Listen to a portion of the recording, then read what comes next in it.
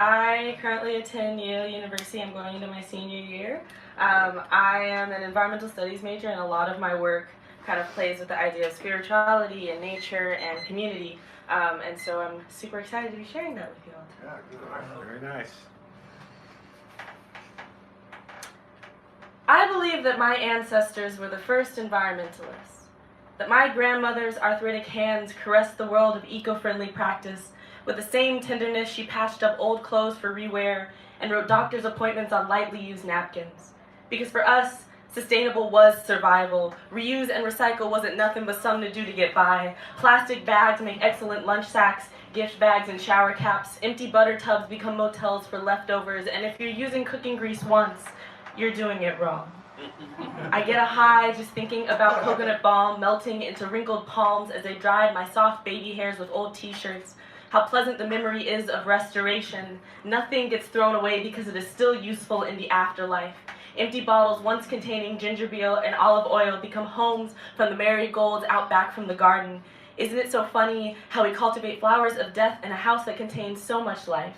When my grandmother passed on, the house became a mausoleum, everything preserved and crystallized as I grew, the lessons learned washing off my back like tap water. Mainstream feminism chokes the life out of ancestral knowledge as you run towards an acceptance that is maybe less sweet but more validated. The white girls who made fun of me in middle school for bringing leftovers to lunch are the same eco-feminists who prey on black and brown land and call it salvation, who bare breasts and sing this land is our land as if the lyric and the dirt weren't both stolen, as if ecofeminism isn't yet another movement that has been co-opted, never acknowledging the privilege necessary for the means. I mean, kale and collard greens are sister plants. One just lives a couple blocks south than the other. Are you too busy using our hoods as your playground to read up on how food apartheids are plaguing black and brown communities? It is so easy to pass judgment on others while you hide behind a choice and pick your teeth with an agenda. Reusable pads and menstrual panties ain't nothing new. Just capitalized brown folk work who clean their own messes and are one with the goddess.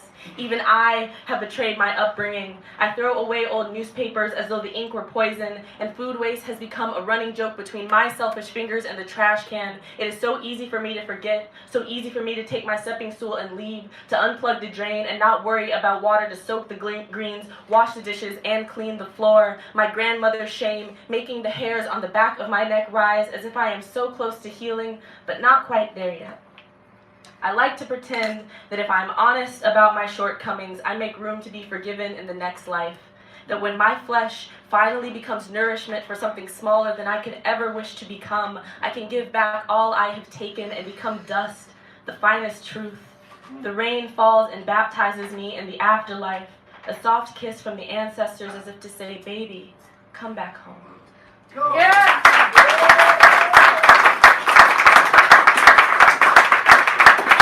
I wrote chapbooks. They're $10 each if you're interested. I have a couple poems I'll read to you from them. I have been diagnosed by 3 different therapists as having manic depression, severe social anxiety, and borderline personality disorder. I have self-diagnosed as exhausted. And the sweet granules of time I have between research papers, giving advice I don't take, and intense bursts of panic, I compartmentalize. This is something of a coping mechanism, like the way I overeat, smoke myself into a coma, do not speak to people I love for weeks at a time, the apologies pouring from my mouth like ash. I seek out the part of my brain that likes warm bread dipped in olive oil, the eager synapses that make my hands reach for freshly cut marigolds and jasmine incense. I open and close every memory, folding in the corners so they do not pierce the soft tissue of my subconscious too violently. I search for any sign of stability or truth, and the questions start flowing and flowing and flowing like a leaky faucet I do not have the machinery or the muscle memory to fix. Do I really enjoy sex? Is lavender honestly my favorite color? What do I gain from being here in this place with these people? Can a decision be made without always regretting it later? When a new day comes, I slip into something luminescent. The world was made for those brave enough to face another morning.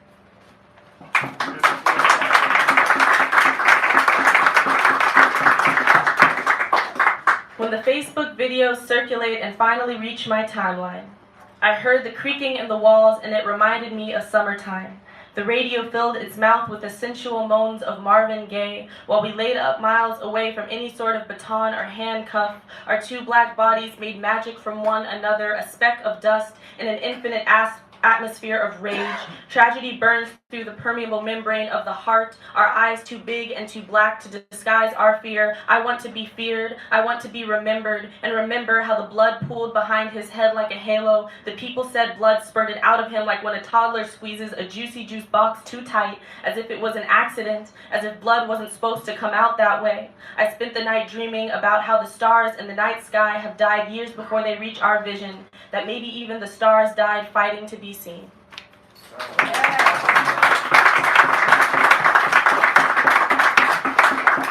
I have one more slightly longer piece for y'all. This is one of my favorite things that I've written, and I hope that you enjoy it too. My Spanish has chewed its fingernails off and can no longer climb out of my mouth the way it used to. And it sounds like a whiny child lost in a sea of inflections, a dialect unknown to my ears but locked away in my soul. And then there was you. There is something about brown eyes that makes them unforgettable. There is something about brown skin that makes you think of home and all the treasures you have lost and the ones that must and should and will be reclaimed.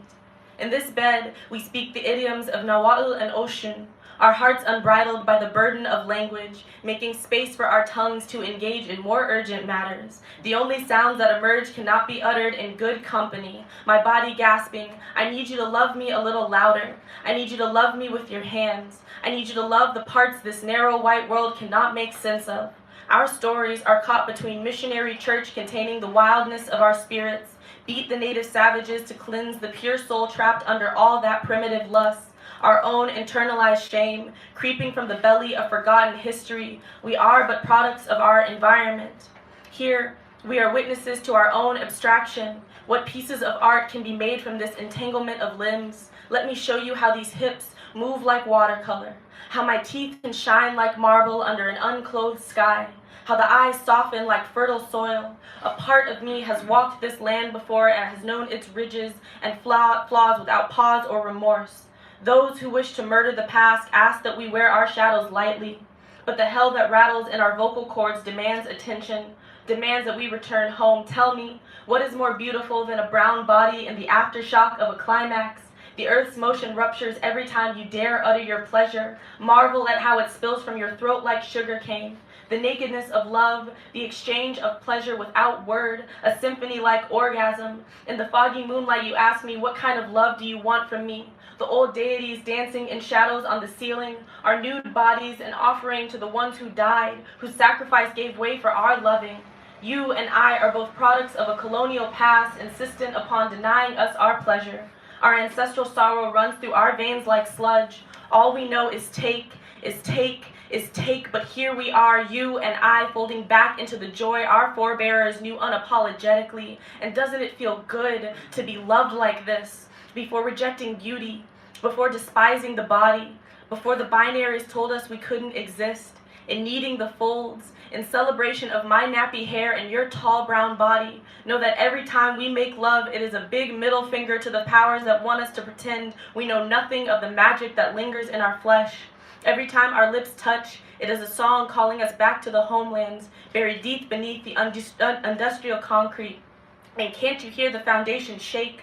We, sites of both promise and ruin, can't you hear Atabe weep tears of yucca and joy at our most glorious creation? Yeah. Thank you.